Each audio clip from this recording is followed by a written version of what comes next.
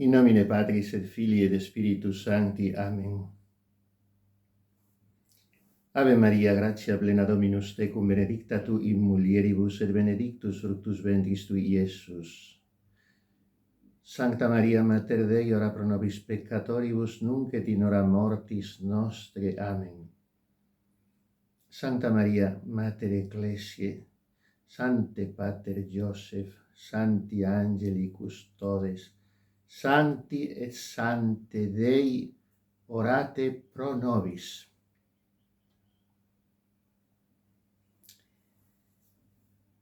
Reformada la Iglesia con buenos pastores, por fuerza se corregirán los súbditos, porque de casi todos los males que los súbditos cometen, tienen la culpa los pastores malos.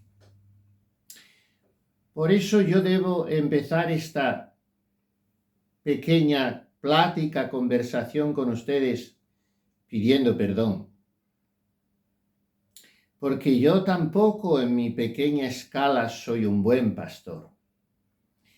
Si yo fuese a estas alturas casi 30 años de sacerdote, casi 55 de bautizado, un santo, pues los fieles, no ya por influjo directo, que también, sino por la comunión de los santos, serían mucho más virtuosos y estarían más cerca de Dios.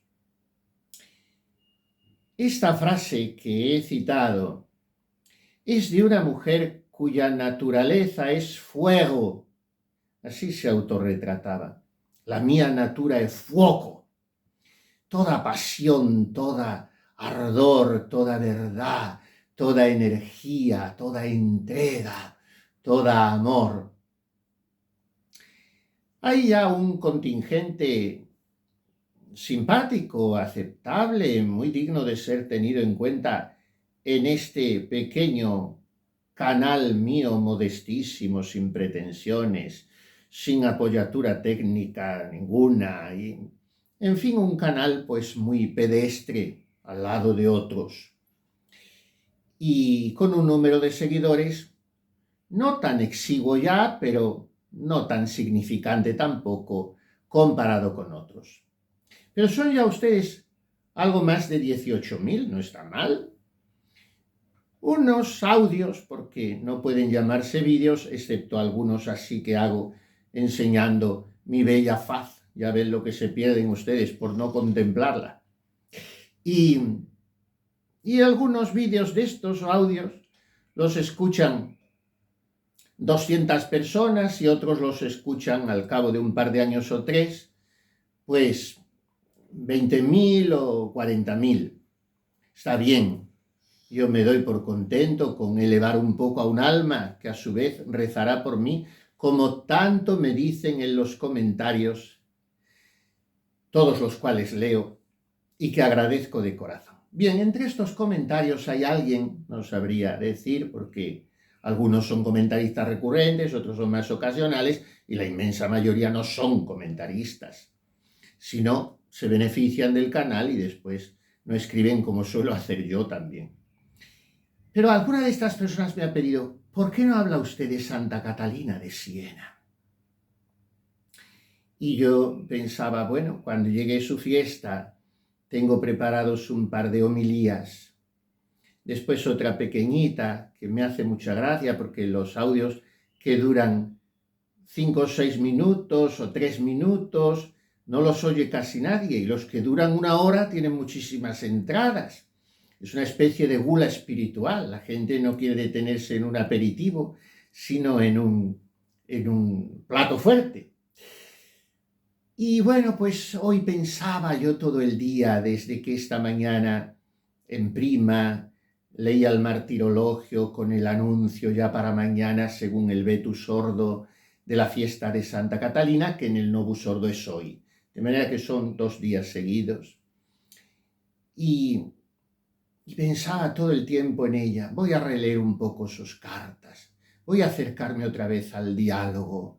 Voy a asomarme a algunos capítulos de su vida apasionante, sorprendente, absolutamente hechicera. Es la vida de una chiquilla, al fin murió con 33 años, que vale por un ejército de hombres y de mujeres, aguerridos, falanges de soldados, conquistadores de almas, luchadores por la iglesia. La iglesia, la navicella que llamaba Caterina, la navecilla de Pedro que humilde, medio desvencijada, amenazada por el oleaje, por el asalto de sus enemigos y por el mal gobernalle de los que van dentro, está siempre pareciendo que naufraga, pero sigue surcando los mares de la historia, llena de pecadores, siendo así que ella es santa, la iglesia. Y he vuelto a acercarme a mi amiga Caterina. Parece menos amiga que otras de las que tanto hablo. Ya tengo acostumbrados a ustedes a las dos Teresas. Teresa la grande, la nuestra, la española. Teresita la no menos grande, la francesa. Y después he puesto series largas sobre otras mujeres realmente singulares, una también carmelita y muy parecida a Catalina de Siena y medio paisana, también toscana, en este caso florentina, Santa María Magdalena de Pazzi.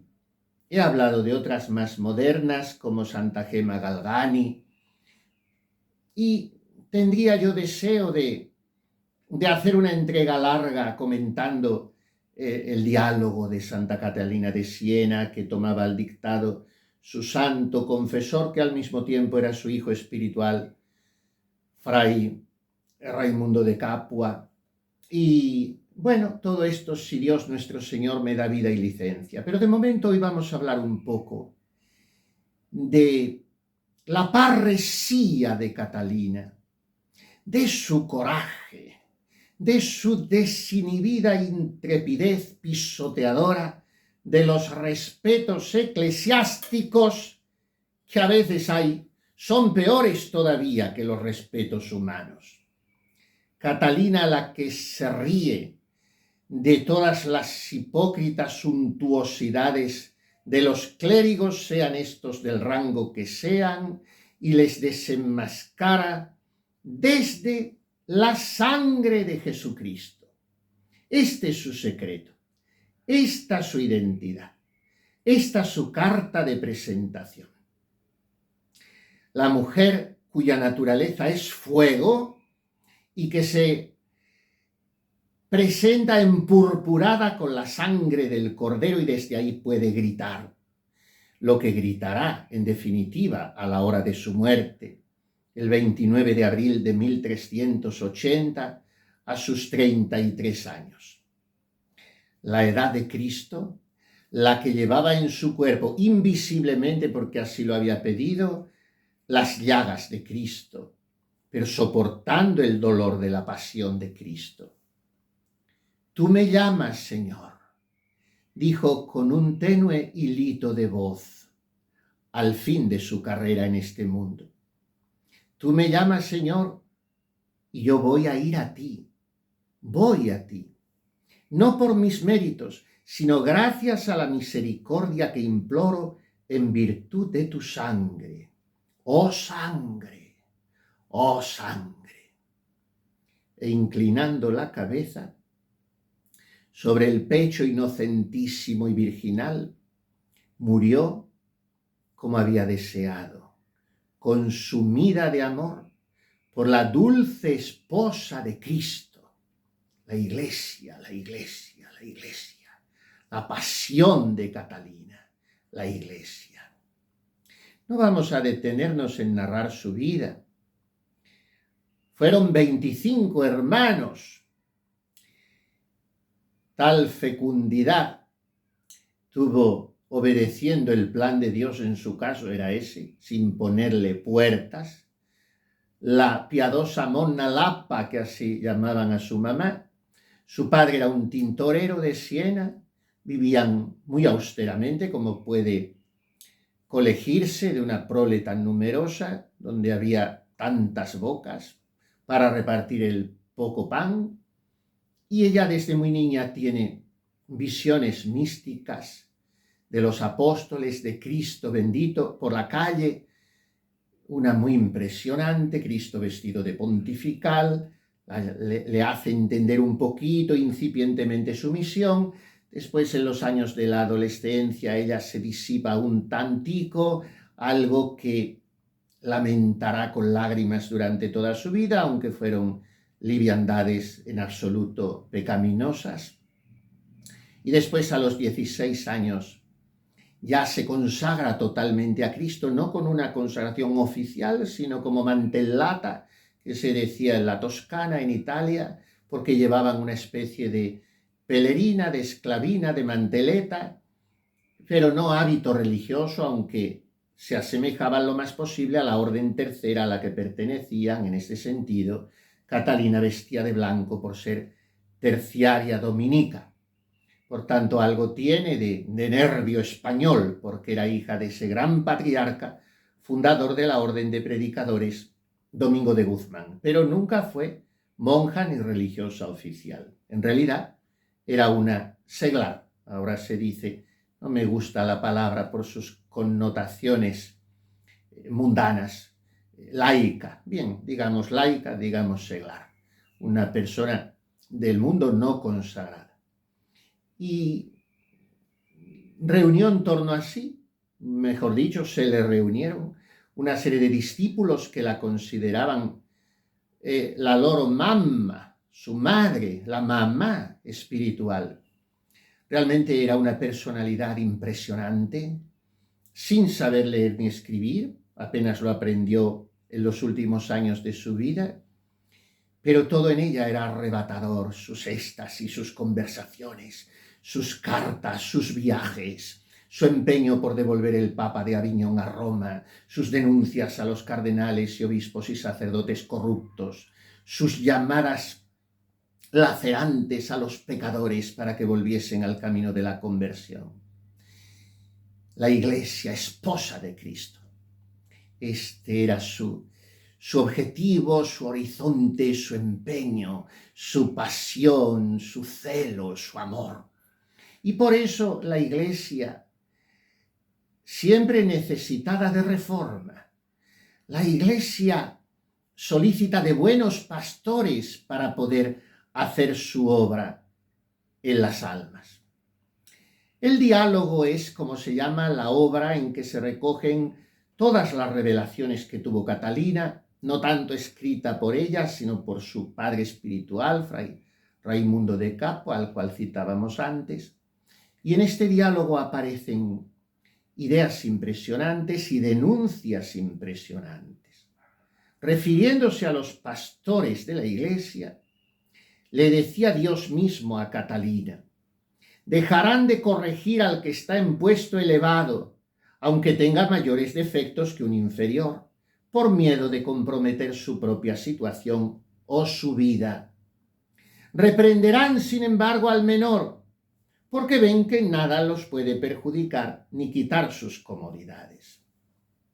Es decir, Cristo se está quejando a Catalina de todos esos obispos que son fuertes con el débil, pero débil con el fuerte, porque tienen muchos intereses creados, extraños a la gloria de Dios. Obispos de entonces y de ahora, viendo pecar a sus súbditos, fingen no verlos para no encontrarse en el trance de castigarlos, o bien si los castigan, lo hacen con tal blandura que se limitan a pasar un ungüento sobre el vicio, porque temen siempre desagradar a alguien y dar lugar a pendencias. Esto nace de que se aman a sí mismos. Es Cristo quien le hace entender esto a Catalina, que lo hace a su vez escribir. Pero es el mismo Jesús, fundador divino de la Iglesia, que ha brotado de su costado abierto en la cruz, quien se queja de estas actitudes de sus lugartenientes, que son los pastores, obispos, sacerdotes. hay una insistencia machacona de Catalina, al ser recipiendaria de estas revelaciones, de la incompatibilidad entre la verdadera caridad evangélica y el egoísmo interesado, taimado, cobarde, temeroso de los pastores. Para ella, como para todos los santos, en los antípodas del buenismo imperante actualmente, o del desenfoque de las cosas siempre, para ella Cristo no ha venido a traernos un pacifismo buenista, acrítico, puritano, timorato. No he venido a traer paz, sino espada, dice él en el Evangelio. Y he venido a enfrentar el padre con el hijo, la suegra con la nuera, etc. Porque bajo ese falso pacifismo, que es la paz de los tibios, se desarrolla el mal mejor que el bien. Cristo ha venido a traer un bautismo de fuego y de sangre, no de ungüentos y de blandenguerías.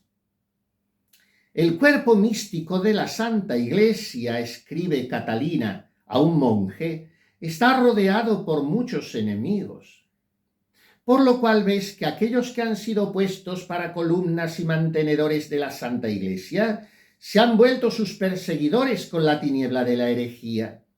No hay pues que dormir, sino derrotarlos con la vigilia, las lágrimas, los sudores y con dolorosos y amorosos deseos, con humilde y continua oración. Catalina no se anda con circunloquios, no es amiga de eufemismos. Es una mujer joven, en pleno siglo XIV. Es muy raro que una mujer en esas características, condiciones, hable tan claro como habla ella y sepa tan evidentemente las cosas como ella las sabe. Por eso las llama por su nombre. Y para Santa Catalina de Siena, los pecados que en su tiempo más degradaban al clero eran 3. Cada vez que leo esto, pido con toda mi alma al corazón de Jesús, sumo y eterno sacerdote, a Santa María, reina del clero, a San José bendito, custodio de las vocaciones, que los pecados que entonces denunciaba Catalina en su siglo XIV no sean los mismos que existen hoy en el XXI. ¿Por qué eran estos 3 pecados? La lujuria, la avaricia y la soberbia. Y esto es lo que había que reformar. La esposa de Cristo es siempre santa, purísima, eternamente joven, sin mancha ni arruga, virginal, transmisora de gracia. Por eso Catalina ama apasionada incondicionalmente a la Iglesia. Y esa esposa de Cristo, purísima, inmaculada, casta meretrix la llamaban los padres, Immaculata ex maculatis, la inmaculada hecha de manchados, la casta meretriz, la Iglesia santa e Iglesia de pecadores. Es un misterio esta conjunción divino-humana. Pues bien, esa santidad de la Iglesia no se disminuye ni se altera por los defectos de sus ministros. Pero estos pecados de los ministros sí los degradan profundamente a ellos. En la esencia de su santidad, que aunque es ontológica y no se puede quitar porque está el carácter sacramental, no existe en absoluto a nivel moral y por tanto ese desajuste provoca un chirrido esquizofrénico en el sacerdote. Ha llegado el momento de llorar y lamentarse, porque la esposa de Cristo se ve perseguida por sus miembros pérfidos y corrompidos, señala Catalina en una carta. No dice que la esposa de Cristo se ve afeada, se ve manchada, se ve degenerada no, sino que se ve positivamente perseguida por los pecados de los sacerdotes. Porque Catalina sabe bien que la santidad del clero está estrechamente unida con la belleza de la esposa de Cristo, y de aquí brota la salvación de las almas de esta unión. Hoy, esas almas de los sacerdotes, llega a decir en otra carta, no solo no son templos de Dios, sino que se han convertido en establos y cuadras de cerdos y otros animales.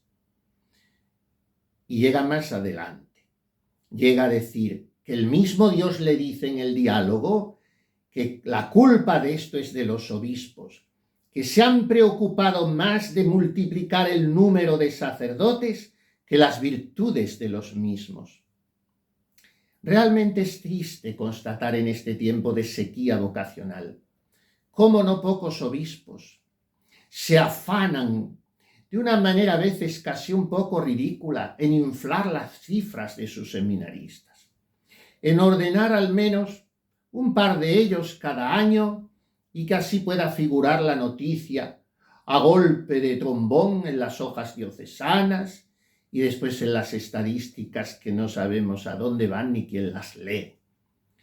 Pero llega a decir San Juan de Ávila, el patrono del clero secular español, modelo sacerdotal si los hay, que el problema no es que haya muchos, mejor dicho, no es que haya pocos en la clerecía, sino que el problema es que debería haber muchos menos de los que hay. Esto llega a decir. Para que haya tantos indignos es mejor que haya menos. Entonces, Catalina está señalando constantemente esto, pero llega a lo más alto que podía llegar. Llega al Papa. Sus dos papas fueron Gregorio XI y Urbano VI.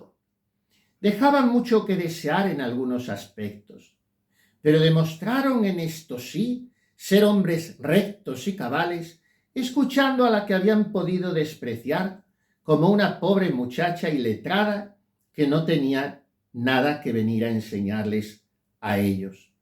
Pero fueron humildes, tanto como ella fue audaz. Y por eso la voz de la hija del tintorero senense adquiría una majestad extraña ante la docilidad de los papas y otros príncipes, dignatarios de la sociedad. En Catalina es carta de presentación la santa intransigencia. Ahora se presenta como un bien la tolerancia. Y es una de tantas bobadas. Mantras les llaman ahora, tópicos se decía antes, en fin, lugares comunes manidos que se repiten y por eso mismo parece que se asientan en la mentalidad de las gentes. Pero no porque una mentira se repita 1000 veces pasa a ser una verdad. Porque la tolerancia no es un bien. Casi siempre es un mal cuando es tolerancia del mal, no de la persona. Con esta hay que ser siempre tolerante, acogedor, misericordioso, pero señalándole el pecado como camino de la perdición y del infierno. Por eso Santa Catalina llegaba a parecer incluso un sí es no es insolente. Y ella lo sabía. Sabía perfectamente que sus palabras eran fuertes, tanto que escribe a Gregorio XI: «Ay de mí, Padre mío dulcísimo, perdonad mi presunción, pero estoy obligada a deciros lo que os digo por la dulce primera verdad». Cabe preguntarse, ¿cómo sería hoy acogido el lenguaje de esta muchacha que no había hecho cursos de teología, que no figuraba con ningún cargo en un sínodo diocesano o universal, que no había adquirido un puesto en la curia vaticana ni en ninguna pequeña curia diocesana, una mujer libre, sin estudios ni falta que le hacían, pero con una santidad rotunda, ¿Cómo sería acogido este lenguaje en las curias de hoy? Seguramente aquellos tiempos de la Edad Media en contra de otro manido tópico que se viene machacando era mucho más libre que el nuestro, que el tiempo de la sinodalidad, que el tiempo del diálogo, de la pluralidad, de la casi democracia eclesial que vemos que tantas veces se convierte en un totalitarismo absolutista para quien no piensa según los dictados imperantes, aunque estos muchas veces o algunas estén fuera de la doctrina católica. A estos no se les reprocha nada. A quien levante humildemente su voz, presente algunas dudas, en latín se llaman dubia, o exprese su perplejidad, a este se le margina, ningunea, silencia e inhabilita. ¿Qué se hubiese hecho hoy con Catalina de Siena? Una Catalina de Siena que llegaba a decir esto a unos obispos a los que el Papa había elegido por presiones de los príncipes del lugar. Son como cerdos inmundos o como hojas agitadas por el viento del siglo. Y al Papa le dice, ya que se os ha dado la autoridad y la habéis aceptado, debéis usar de vuestro poder. Si no le queréis, sería mejor renunciar a él por el honor de Dios y la salvación de las almas. Me río entre mí cuando se cita algo de Santa Catalina como la única expresión que se conoce de ella, y es que llamaba al Papa el dulce Cristo en la tierra. ¿Por qué me hace gracia este exclusivismo tan romo en el conocimiento de la doctrina de esta santa? Suele pasar cuando se cita una sola cosa de alguien, porque se desconoce el contexto. Quizás Santa Catalina haya sido la santa más papista que ha existido en la historia de la Iglesia, habiendo sido la más insolente con el Papa. Quizás Santa Catalina haya venerado más que nadie la dulzura del misterio del vicario de Cristo en la tierra y haya reprochado más que nadie al hombre que ostenta ese munus de lugarteniente de Jesucristo. Es difícil entender esto hoy para nosotros, hijos de un tiempo papólatra. Hace décadas se nos viene enseñando que todo lo que disponga el Papa, lo que diga, lo que se le ocurra, lo que nombre, lo que decida, es punto menos que sacrosanto. Es desde el inicio infalible, cuando infalibles son muy pocas cosas, del magisterio pontificio.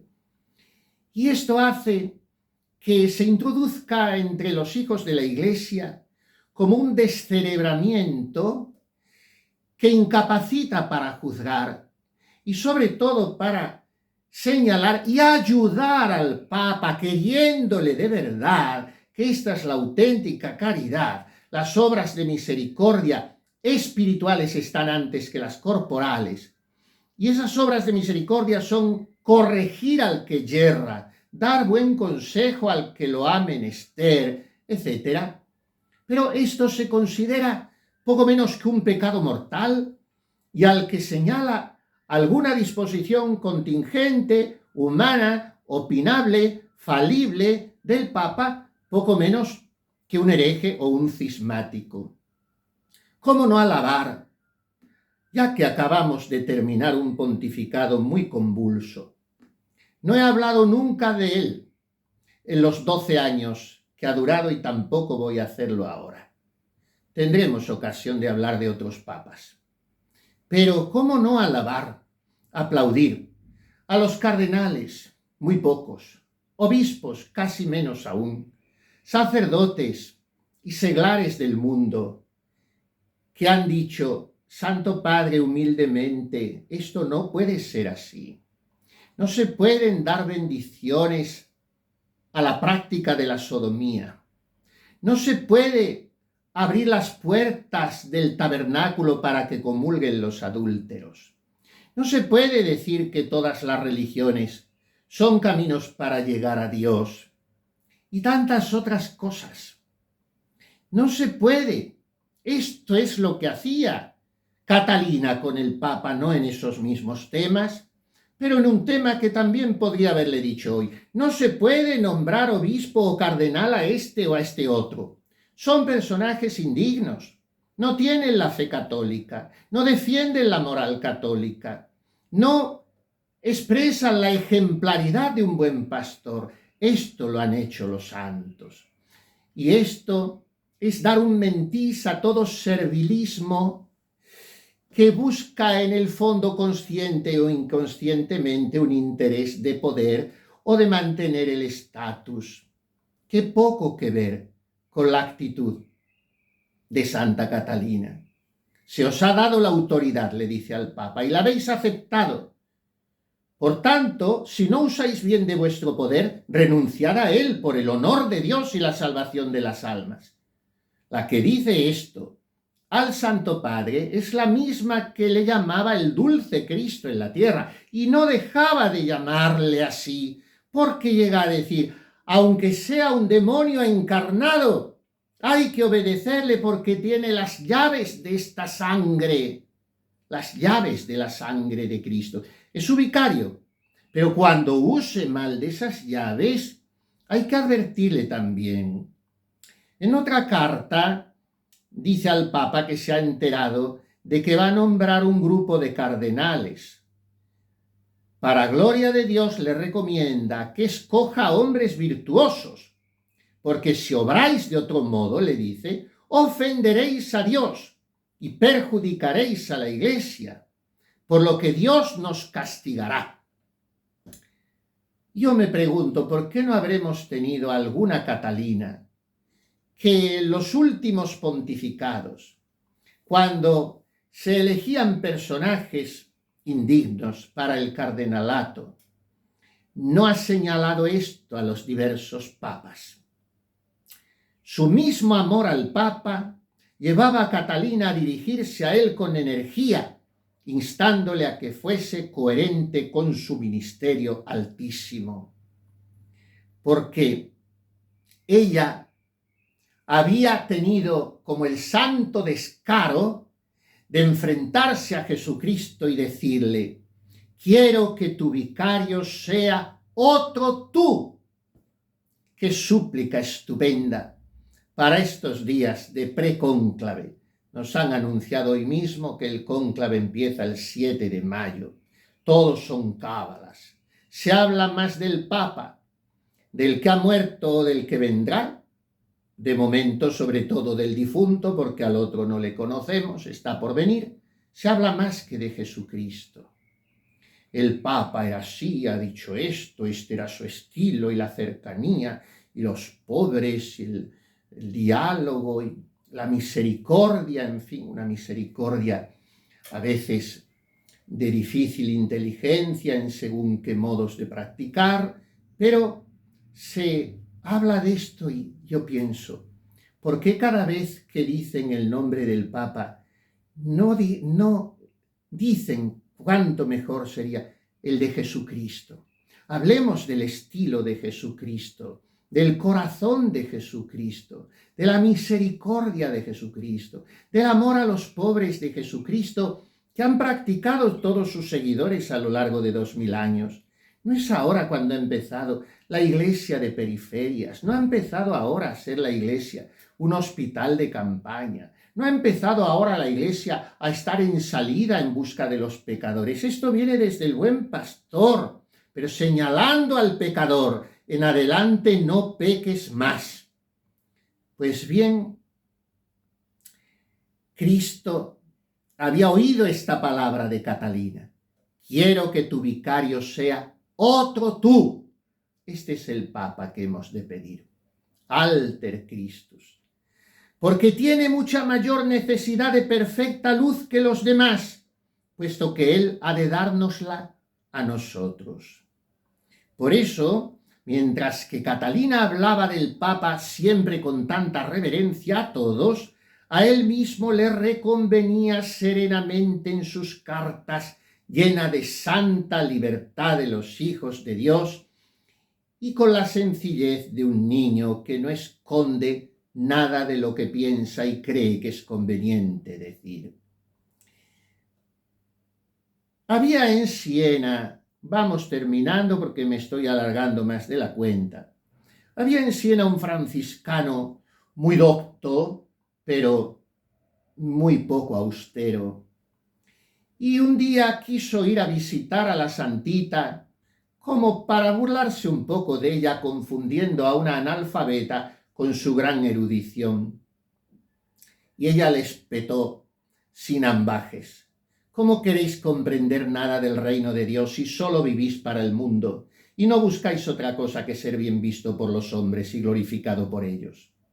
Con toda vuestra ciencia, dijo la pobrecita joven seglar al empenachado fraile, con toda vuestra ciencia no valéis para nada, pues no buscáis sino la corteza, despreciando la médula.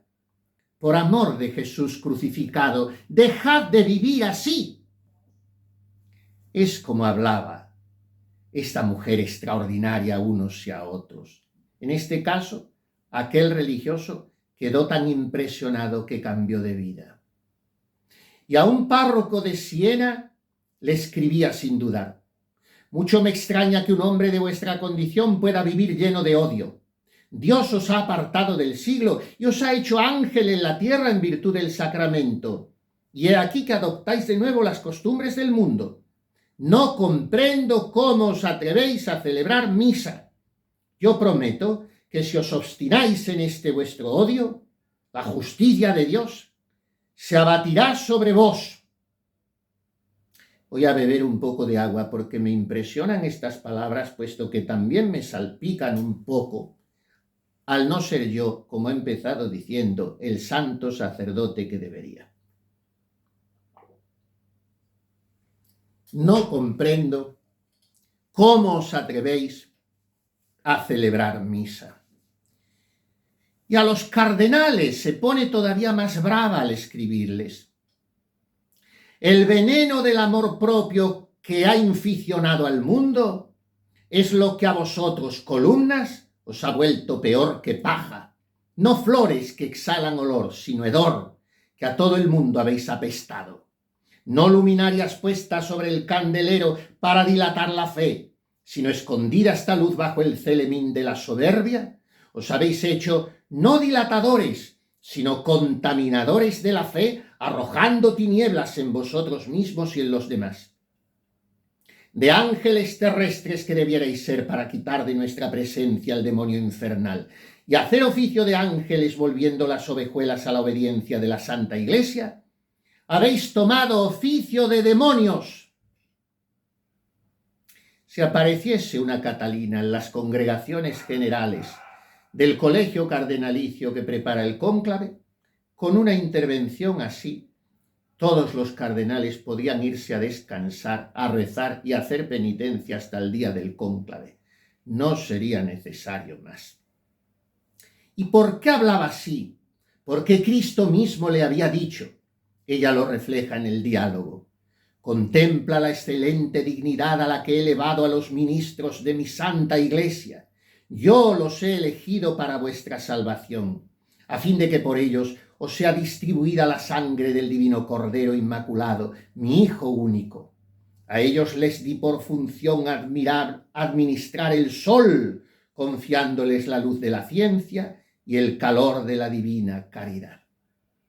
Esta era Catalina, una seglar que hablaba con semejante parresía, con tal santa desvergüenza, con tan admirable libertad, a las autoridades políticas y religiosas. La Iglesia es muy vieja, muy sabia, muy experimentada, muy bella, muy amplia. No tenía que esperar al último concilio, el Vaticano II, al final del siglo XX, para que los laicos, como se dice campanudamente, encontrasen su lugar en la Iglesia. No. El papel del seglar ha sido muy relevante siempre. Ahí están los santos y los grandes reyes, San Fernando, San Luis de Francia, y los Venceslaos, y los Estanislaos, y los Casimiros, y los otros muchos, San Esteban, San Vladimir, Godofredo de Bouillon. Están los seglares más contemporáneos, Chesterton, León Blois. Catalina estaba a 1000 leguas de los falsos censores untuosos, hipócritas, diplomáticos de la Iglesia, así como estaba en los antípodas de los enloquecidos espirituales que funcionan a golpe de carisma, así como de los que luego se llamarían reformadores. No, ella corregía desde las entrañas mismas de la Iglesia. Es impresionante leer sus reproches al clero en el diálogo. Estos son sus vicios, según ella. Viven en las tabernas. Algunos ni saben lo que es el oficio divino. Juegan con las riquezas de la Iglesia. Se acuestan en pecado y al día siguiente no vacilan en celebrar la Santa Misa. ¿Cuál era su plan para la reforma de la Iglesia? Primero, el retorno del Papa a Roma. La cabeza de la cristiandad debía estar en la Roma de Pedro y de los mártires, en la Roma eterna. Después, la reforma de los pastores. Y por último, como no, como todos los santos de su época, que hoy serían llamados belicosos, antipacifistas, enemigos del pluralismo y del diálogo interreligioso. En último lugar, la cruzada contra los infieles. Según Catalina veía, el retorno del papado pacificaría a Italia, siempre envuelta en guerras intestinas, y devolvería al Santo Padre su influjo universal. La reforma de los pastores produciría en la Iglesia nuevos frutos de santidad, y la cruzada daría cauce a las pasiones guerreras, de modo que los reyes y príncipes cristianos, en vez de combatirse entre sí, se uniesen contra el moro, protegiendo así la cristiandad, la civilización occidental. Y este es el plan que le propone al Papa, alentada por el mismo Cristo, que le dice, según leemos en el diálogo: yo quiero lavar la cara de mi esposa, la Santa Iglesia, que te mostré bajo la figura de una doncella con el rostro manchado y cubierto de lepra por los pecados de los ministros y de los cristianos. Esta es la fortaleza de una mujer exquisita, delicadísimamente femenina, con la espontaneidad, con la viveza, con la intuición características de la mujer. Por eso no caía en la dureza, aunque fuera firme en su expresión, porque no perdía nunca la dulzura propia de su sexo. Era muy alegre, muy bromista, estaba siempre sonriendo, nos dicen sus discípulos, y era muy familiar, muy entrañable, muy encantadora, usaba constantemente diminutivos hasta para con los santos. A San Pablo lo llama Pauluccio, a San Pedro il vecchiarello Pietro, el viejecillo Pedro, a Santo Domingo, su padre espiritual, il dolce spagnolo nostro, nuestro dulce español, y en fin al Papa, babbo mío, mi papá. Podríamos hablar y traer más citas de Santa Catalina. Así amonestaba, por ejemplo, a un adúltero, no dejaba, como vemos, palo por tocar. ¡Ay, ay! ¡Seamos hombres! Ella, mujer. Ahoguemos en nosotros el placer femenino que ablanda el corazón y lo hace pusilánime. Y al Papa Urbano VI escribe: sed todo viril, con un temor santo de Dios. A su antecesor, Gregorio XI, débil, pusilánime y resolutivo, le escribe: sedme hombre viril y no temeroso. Largo tiempo deseé veros hombre viril y sin temor alguno, aprendiendo del dulce y enamorado verbo, que virilmente corre a la oprobiosa muerte de la Santísima Cruz para cumplir la voluntad del Padre y nuestra salvación. Y al cardenal Pedro de Ostia, delegado pontificio, deseaba veros hombre viril y sin temor. Catalina, la recia mujer llena de virilidad espiritual sin perder su delicadeza femenina. Qué distinto de una iglesia afeminada, blandengue, posibilista, edulcorada, de una iglesia que recorta la doctrina y que en definitiva abomina de la cruz. Sé viril, le había dicho el mismo Dios cuando ella comenzaba su vida pública apostólica a los 16 años. Sé viril y enfréntate valientemente con todas las cosas que de aquí en adelante mi providencia te presentará. Esto la marcó profundamente, porque a ella no se le ocultó que era titánica, era ciclópea, era hercúlea la misión que Dios le encomendaba a una muchacha sin ayudas, ni contactos, ni salud, ni familia, ni sociedad, ni erudición, ni nada. Pero el mundo estaba gravemente enfermo y la iglesia gravemente herida, y la misión de restaurarlo era suya. Por su parte, era muy consciente también de su imperfección. No señalaba esto porque se considerase santa. Se pasó la vida, como hemos dicho al principio, llorando. La tibieza y coquetería de su adolescencia, para ella grandes pecados. He cometido faltas innumerables y creo que se pueden atribuir a mis iniquidades las violentas persecuciones que la Iglesia y el Papa han tenido que sufrir. ¿Cuánto tendríamos que aplicarnos esto? ¿No estará la Iglesia, el papado, todo tan difícil en un momento de tanta convulsión y confusión, de tanta división, de tal falta de visión sobrenatural por mis pecados, sobre todo de omisión? ¿No hubiese yo debido hablar más o de otro modo? ¿No hubiese debido escribir más o de manera más apremiante, sobre todo? ¿No hubiese debido orar con más ardor y hacer penitencia con más generosidad?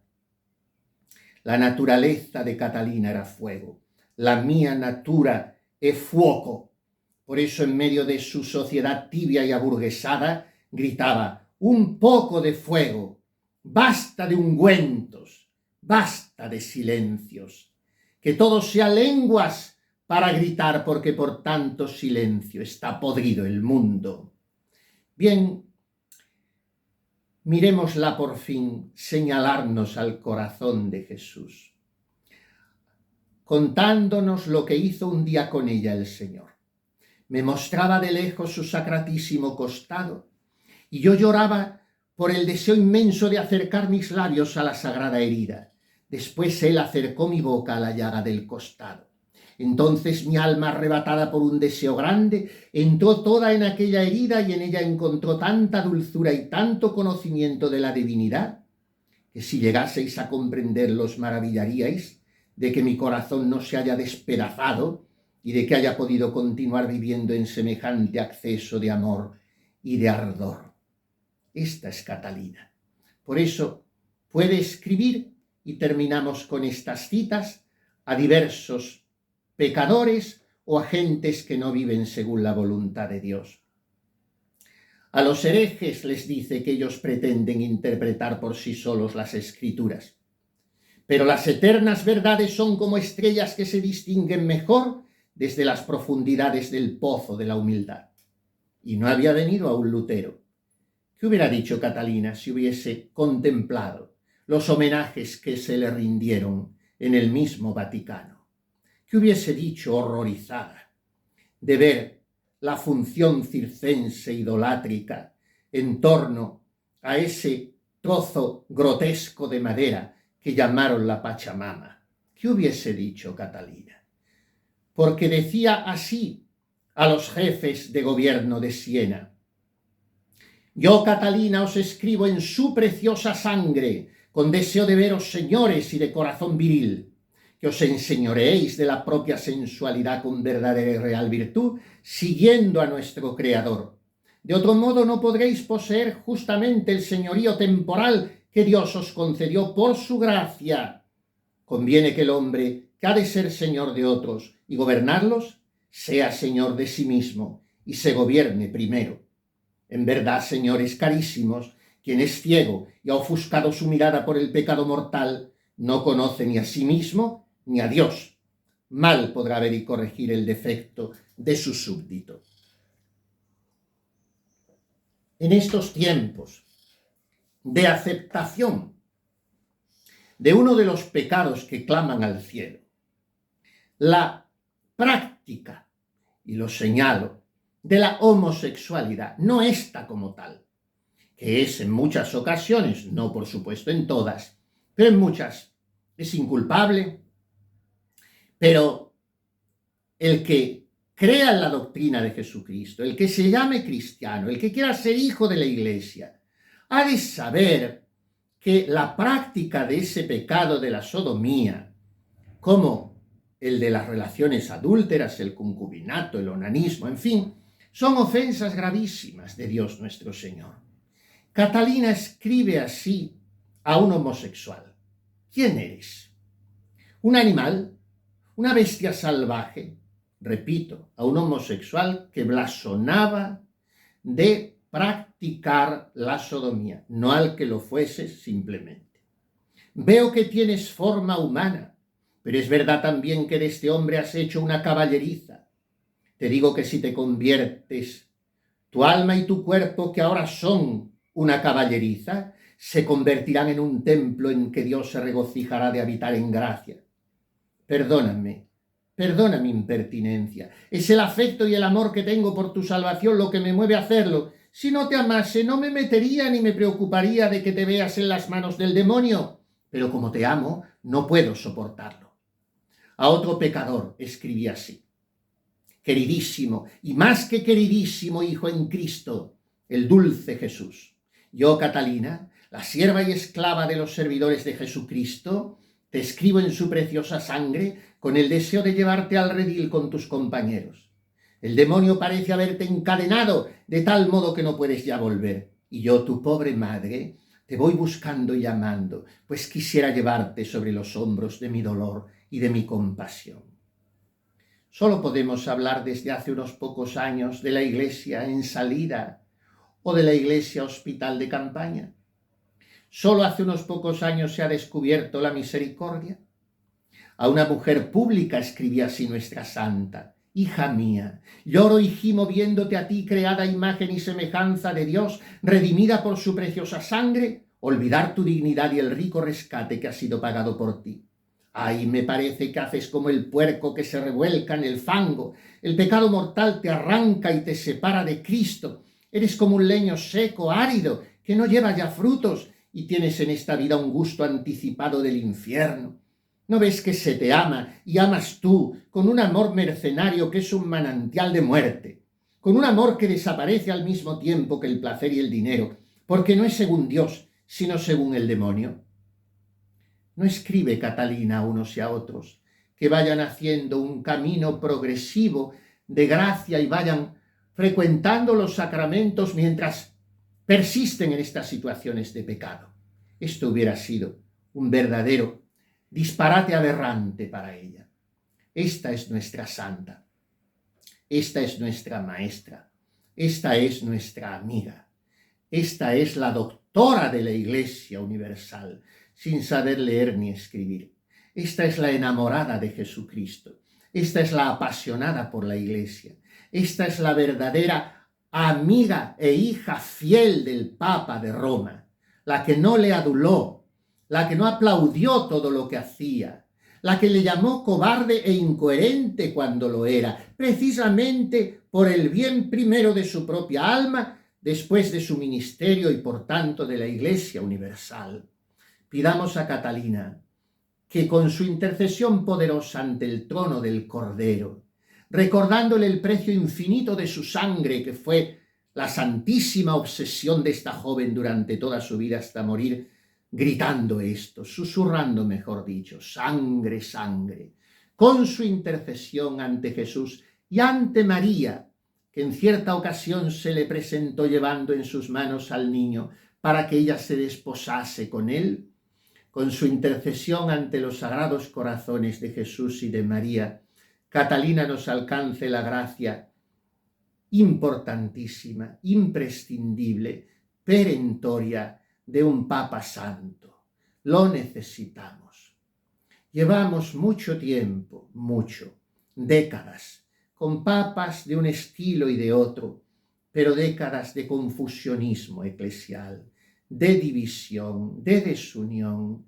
Los cardenales ahora en las congregaciones generales precónclaves dicen, hay unidad. Francamente no me lo creo. No la han demostrado en estos años pasados. Han hecho que recordásemos algunas profecías de revelaciones privadas de la Santísima Virgen, que si no eran ciertas, al menos sí son atendibles en sus mensajes. Se verán enfrentados obispos contra obispos, cardenales contra cardenales.